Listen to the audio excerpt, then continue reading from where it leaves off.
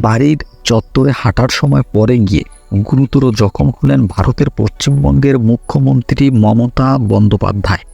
তাকে SSKM হাসপাতালে নিয়ে যাওয়া হয়েছে। হাসপাতাল সূত্রের খবর, তার কপালে সেলাই করা হবে। তৃণমূলের এক্স হ্যান্ডেল থেকে মমতার কপাল কেটে যাওয়ার ছবি প্রকাশ করা হয়েছে। তৃণমূলের সূত্রে জানা গেছে, বৃহস্পতিবার কালীঘাটের বাসভবন চত্বরে হাঁটছিলেন মুখ্যমন্ত্রী মমতা বন্দ্যোপাধ্যায়। এ সময় হঠাৎ পড়ে যান তিনি।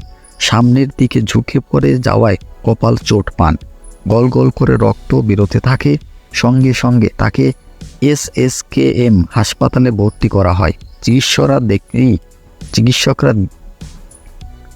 চিকিৎসকরা দেখেই কপালে সেলাই করতে হবে বলে জানিয়ে দিয়েছেন।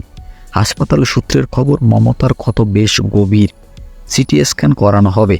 একটি মেডিকেল বোর্ডও গঠন করা হচ্ছে। চিকিৎসকদের পর্যবেক্ষণে রাখছেন মুখ্যমন্ত্রী।